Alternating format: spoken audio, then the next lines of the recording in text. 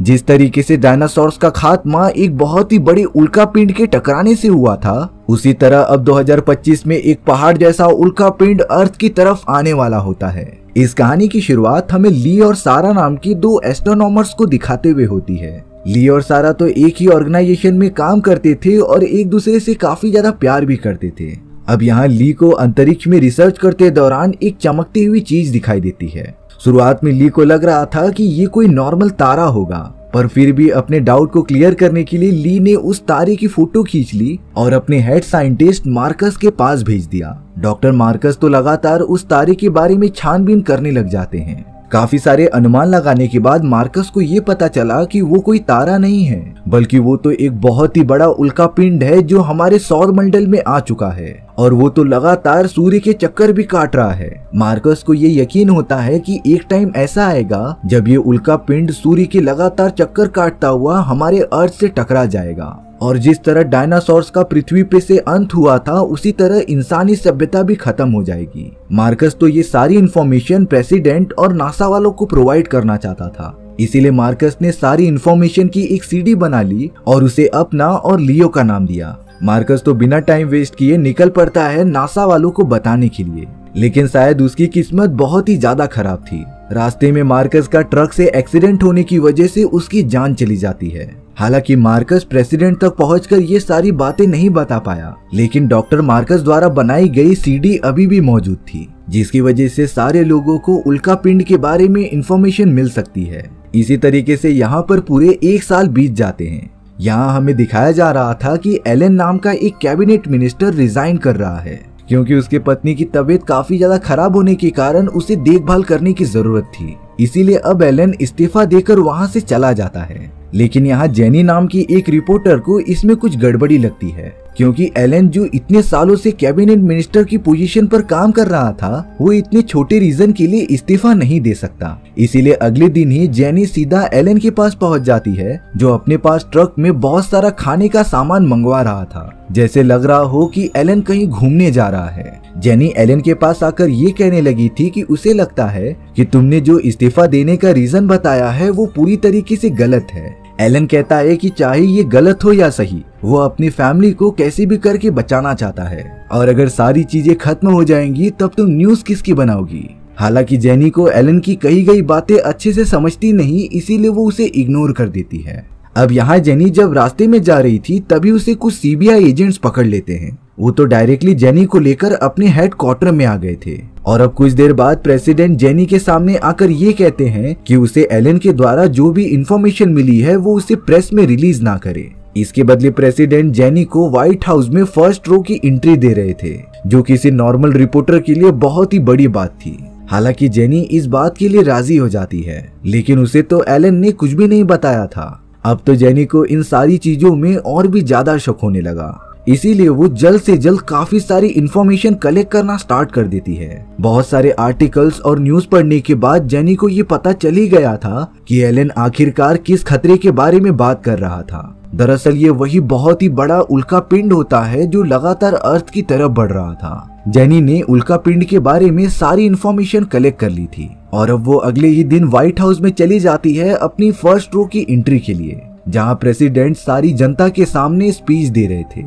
President बता रहे थे कि हमारी पृथ्वी के ऊपर छोटे मोटे उल्कापिंड तो गिरते रहते हैं, जिससे कि हमारी पृथ्वी को ज्यादा कुछ नुकसान नहीं होता, लेकिन हाल ही में हमारे वैज्ञानिकों को ये पता चला है कि पृथ्वी की तरफ एक ऐसा उल्कापिंड आ रहा है जिसका साइज माउंट एवरेस्ट से भी बड़ा होता है और अगर ये उल्कापिंड डायरेक्टली हमारी पृथ्वी से टकरा गया तब पूरी इंसानियत का नामो निशान मिट सकता था। लेकिन प्रेसिडेंट सारी जनता को ना घबराने के लिए कहते हैं, क्योंकि दुनिया के सारे स्पेस ऑर्गेनाइजेशंस एक साथ मिलकर एक स्पेस मिशन कर रहे थे, जिसमें कि कुछ एस्ट्रोनॉट्स की टीम उस बड़े से उल्कापिंड पर जाएगी और उस उल्कापिंड के जमीन में न्यूक्लियर बॉम्ब डालकर उसे पूरी तरीके से ब्लास्ट कर देगी, जिससे कि हमारे पृथ्वी के बचने के चांसेस थे।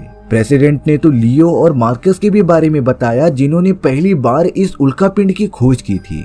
हालांकि मार्कस की तो कई साल पहले एक्सीडेंट में मृत्यु हो चुकी थी, लेकिन डॉक्टर मार्कस द्वारा कलेक्ट की गई सारी इंफॉर्मेशन की सीडी सरकार को मिल चुकी होती है और इसी से उन्हें उल्कापिंड के बारे में पता चला। वहाँ लियो को भी जब ये बात पता चली तब वो रातों रात काफी फेमस हो चुका था। प्रेसिडेंट तो लियो को सम्मानित भी करते हैं, लेकिन लियो तो सारा क्रेडिट मार्कस को ही दे रहा था। अब हमें अंतरिक्ष के अंदर वो सारे एस्ट्रोनॉट्स की टीम दिखाई जाती है जो उस बड़े से उल्का पिंड पर लैंड हो चुकी थी। वो सब तो लगातार उल्का पिंड की जमीन पर खुदाई करते जा रहे थे ताकि वो बनाए गए होल के अंदर न्यूक्लियर बॉम्ब को फिट कर सकें। लेकिन ये काम उन एस्ट्रोनॉट्स को बहुत ही जल्दी करना पड़ेगा क्योंकि ये उल्का पिंड सूर्य के काफी ज्यादा पास से गुजर रहा था, जिसका एक भाग जो सूर्य की ओर मुड़ा हुआ था वो काफी ज्यादा गर्म होता है, वहीं दूसरे भाग पर काफी ज्यादा ठंड थी। उन एस्ट्रोनॉट्स की टीम ठंड वाले भाग पर अपना मिशन करने के लिए उतरी होती है, पर अब उनका टाइम तो जल्द से जल्द खत्म ही होता जा रहा था। एस्ट्रोनॉट्स ने तो कैसे भी जमीन के अंदर खुदाई करके न्यूक्लियर बॉम्ब को फिट कर दिया होता है, पर अब शायद से काफी देर हो चुकी थी। उस ठंड वाले भाग पर भी अब सूर्य की किरणें पड़ने लगती हैं, जिनकी इंटेंसिटी इतनी ज्यादा थी कि जब एक एस्ट्रोनॉट सूर्य की किरणों की तरफ देखता है तब उसकी दोनों आंखें परमानेंटली डैमेज हो चुकी थीं। वहीं जमीन पर मौजूद बहुत सारे केमिकल सूर्य की किरणों की वजह से ब्लास्ट होने लग जाते हैं। इन्हीं सारी चीजों की वजह से वो सारे एस्ट्रोनॉट जल्द से जल्द स्पेसक्राफ्ट के अंदर जाने लगे थे। एक एस्ट्रोनॉट्स के ऊपर तो केमिकल ब्लास्ट ही हो जाता है जिससे कि उसकी मौत हो चुकी थी, पर बाकी एस्ट्रोनॉट्स कैसे भी अपनी जान बचाकर स्पेसक्राफ्ट में पहुंच जाते हैं। उस बड़े से उल्का पिंड के काफी दूर आने के बाद उन्होंने न्यूक्लियर बॉम्ब को एक्टिवेट कर दिया था, जिससे कि कुछ ही देर में एक बहुत ही बड़ा ब्लास्ट होता है। पर इस न्यूक्लियर ब्लास्ट का ज्यादा कुछ फायदा नहीं हुआ क्योंकि अब तो उस बड़े से उल्का पिंड के 2 टुकड़े हो चुके थे।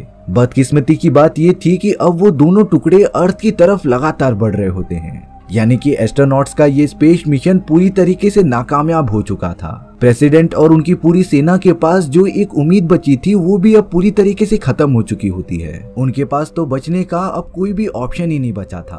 प्रेसिडेंट यहाँ निराश होकर सभी लोगों को सच्चाई बता रहे थे।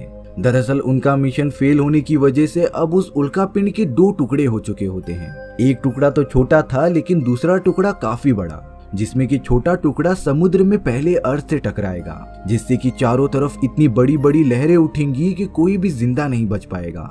और फिर ठीक 3 घंटों बाद वो बड़ा सा टुकड़ा अर्थ से टकरा जाएगा, जिससे कि चारों तरफ एक ऐसी शॉक वेव जनरेट होगी जहां इंसान जिंदा ही नहीं रह सकते। इसीलिए सरकार ने कुछ % लोगों को बचाने के लिए जमीन के अंदर बंकर्स बना लिए थे, जिसके अंदर सिर्फ और सिर्फ 10 लाख लोगों को रखने का इंतजाम था। सरकार ने तो 2 लाख लोगों को पहले ही चुन लिया था, जिसके अंदर पॉलिटिशियंस, आर्मी वाले और भी इम्पोर्टेंट पर्सन्स होते हैं। वहीं बचे हुए 8 लाख लोगों को लॉटरी सिस्टम से चुना जाने वाला था। इन 10 लाख लोगों के अलावा सरकार और किसी को भी नहीं बचा सकती, यानी कि बचे हुए लोगों को अपना अंत स्वीकारना होगा। उन सभी को तो मरने से अब कोई भी नहीं बचा सकता था। चारों तरफ ये डरा देने वाली खबर महामारी की तरह फैल गई थी। इसलिए सरकार ने मार्शल लॉ लगा दिया था, जिसमें कि कोई भी अपने घर से बाहर नहीं निकल सकता, क्योंकि लोग तो एकदम से पागल होकर दंगा फसाद करने लगे थे। अब यहाँ लियो और उसकी फैमिली वालों को पता चलता है कि वो लोग 2 लाख लोगों में चुन लिए गए हैं, जो कि बंकर्स में जाकर सेफ रह सकते थे, क्योंकि लियो ने सबसे पहले उल्का पिंड ढूंढने में सरकार की मदद की थी। लियो तो इस बात से बहुत ही ज्यादा खुश हो जाता है, लेकिन उसकी गर्लफ्रेंड सारा की फैमिली को सेलेक्ट नहीं किया गया होता। लियो सारा से ये कहता है कि अगर हम दोनों शादी कर ले तब तुम भी मेरे फैमिली के साथ ज्वाइन हो सकती हो, पर सारा कह रही थी कि मेरे जाने के बाद मेरी फैमिली वालों का क्या होगा। लियो बताता है कि मैंने मिलिट्री वालों से बात की है कि वो तुम्हारे फैमिली को भी अंदर ले लें। लियो पर भरोसा करके सारा उसकी बात मान जाती है और अब वो दोनों बड़ी खुशी के साथ शादी कर लेते हैं। वो दोनों इस मोमेंट का बहुत टाइम से वेट कर रहे थे, पर अब मिलिट्री वाले सिटी में आकर उन सारे लोगों को बंकर्स में लेके जाते हैं जिनका नाम लिस्ट पर लिखा था। लियो की फैमिली के साथ साथ अब लिस्ट में सारा का भी नाम होता है, लेकिन सारा की फैमिली को बंकर्स में जाने की अनुमति ही नहीं थी। लियो इस बात को कंफर्म कर रहा था क्योंकि उसने मिलिट्री वालों से रिक्वेस्ट की थी इस बात के लिए, पर लिस्ट में नाम ना होने के कारण सारा की फैमिली को बंकर्स में नहीं जाने दिया जाता। यहाँ सारा अपने फैमिली वालों को इस सिचुएशन में छोड़कर जाना नहीं चाहती थी, इसीलिए वो डिसाइड करती है कि वो लियो के साथ ना जाकर अपनी फैमिली वालों के साथ ही रुकेगी। लियो भी इस बात से काफी दुखी हो जाता है, पर अब मजबूरन बाकी लोगों के साथ लियो को जाना पड़ा। जो लोग बंकर्स के अंदर नहीं जा पा रहे थे वो तो एकदम से पगला जाते हैं। उन्होंने तो अपने ग्रुप्स बनाकर दंगा फसाद करना स्टार्ट कर दिया था। लियो और उसकी फैमिली भी बंकर्स के पास आ जाते हैं, जहां पर उन्हें पूरे 2 साल तक रहना पड़ेगा। पर यहाँ लियो तुरंत ही अपने फैमिली वालों को बंकर्स में जाने के लिए कहता है, लियो ने तो ये डिसाइड किया कि वो कैसे भी करके सारा और उसकी फैमिली वालों को यहाँ पर लेकर आएगा। इसलिए लियो वहाँ से भाग जाता है। वहीं अंतरिक्ष में बचे हुए एस्ट्रोनॉट मिशन फेल होने के कारण वापस अर्थ पर लौट रहे थे, लेकिन उन्हें पता था कि अगर उल्का पिंड अर्थ पर टकराया तब वो पूरी तरीके से डिस्ट्रॉय होने वाला था, यानी कि एक तरीके से उनका अर्थ पर जाकर कुछ मतलब नहीं बनता। इसीलिए उन सारे एस्ट्रोनॉट्स ने डिसाइड किया कि वो छोटे उल्का पिंड को छोड़ देंगे और बड़े उल्का पिंड को डिस्ट्रॉय करने जाएंगे। उनके स्पेसशिप में अभी भी कुछ न्यूक्लियर बॉम्ब्स मौजूद होते हैं, लेकिन इस खतरनाक मिशन में उन एस्ट्रोनॉट्स का बचना एकदम इम्पॉसिबल था, क्योंकि स्पेसशिप के अंदर इतनी ज्यादा फ्यूल मौजूद ही नहीं होती कि वो उल्का पिंड तक जाकर वापस आ जाए। पर उन एस्ट्रोनॉट्स की टीम ने इंसानी सभ्यता बचाने के लिए अपनी जान कुर्बान पर लगा दी। अब हमें लियो दिखाया जाता है, जो कि सारा को ढूंढते हुए उसके घर पर पहुंच चुका था। हालांकि सारा और उसकी पूरी फैमिली वाले वहां पर मौजूद नहीं होते, इसीलिए लियो बाइक की मदद से उन्हें लगातार ढूंढने लगता है। वहीं पूरे 10 लाख लोग जिनका नाम लिस्ट में मौजूद था वो बंकर्स के अंदर चले गए थे। और अब हमें अंतरिक्ष के अंदर वो छोटा वाला उल्का पिंड दिखाया जाता है जो लगातार अर्थ की तरफ बढ़ रहा था। छोटा वाला उल्का पिंड एक महासागर में गिरेगा, जिसके बाद ये बड़ी बड़ी लहरें उठना स्टार्ट हो जाएंगी। इसीलिए लियो जल्द से जल्द पूरे शहर में घूमकर सारा को ढूंढने लगा था। काफी मुश्किलों के बाद उसे सारा और उसकी फैमिली मिल भी जाती है। इस बार सारा की फैमिली ने उसे खुद ही कह दिया था कि वो लियो के साथ चली जाए। सारा भी इस बात को एक्सेप्ट करके लियो के साथ निकल जाती है। और अब पूरी इंसानी प्रजाति इस बात का गवाह बन रही थी कि वो छोटा वाला उल्का पिंड अर्थ पर गिरने वाला होता है। उस उल्का पिंड के अर्थ पर गिरते ही चारों तरफ एक बहुत ही तेज शॉक वेव जनरेट हो गई थी। समुद्र की लहरें तो काफी ऊंचाई तक उठने लगती हैं। यहाँ जेनी तो अपने फादर के साथ आखिरी मोमेंट शेयर कर रही थी, क्योंकि वो अपने काम में इतनी ज्यादा बिजी रहती थी कि वो अपने फादर से बात ही नहीं कर पाती।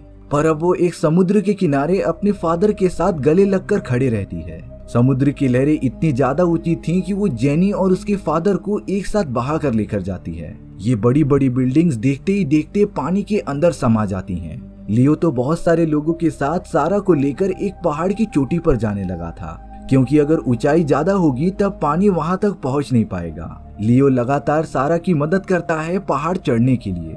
अब वो सारे एस्ट्रोनॉट स्पेसशिप लेकर उस बड़े से उल्का पिंड की तरफ बढ़ने लगे थे। इसीलिए वो सारे एस्ट्रोनॉट्स अपनी अपनी फैमिली से आखिरी बार बातें कर रहे थे। उन सभी के आंख में तो एक गर्व और प्यार के आंसू थे। और अब उस बड़े से उल्का पिंड के पास पहुंचने के बाद एस्ट्रोनॉट्स ने अपने स्पेसशिप के अंदर मौजूद न्यूक्लियर बॉम्ब्स को एक्टिवेट कर दिया था, जिससे कि उल्का पिंड के सतह पर जाते ही एक बहुत ही बड़ा ब्लास्ट हो जाता है। ये ब्लास्ट इतना बड़ा था कि उस बड़े से उल्का पिंड के छोटे छोटे टुकड़े हो गए थे। और अब ये सारे टुकड़े काफी तेजी से अर्थ के इन्वायरमेंट में घुस जाते हैं। पर अब लकीली इन सारे छोटे टुकड़ों से अर्थ को कुछ भी नहीं होने वाला था। आधे उल्का पिंड के टुकड़े तो रास्ते में ही जलकर राख हो जाते हैं। ये नजारा तो बाकी सभी बचे हुए लोगों को शूटिंग स्टार जैसा दिख रहा था, क्योंकि जो सारे लोग पहाड़ी के ऊपर चले गए थे पानी वहां तक पहुंच ही नहीं पाता। लियो और सारा भी इस खतरनाक नजारे को अपनी आंखों से देखते हैं। हालांकि जो लोग बंकर्स में बंद हो चुके थे वो सब तो बच जाते हैं, पर इतनी खतरनाक सुनामी की वजह से आधे से ज्यादा इंसानी सभ्यता खत्म हो चुकी थी।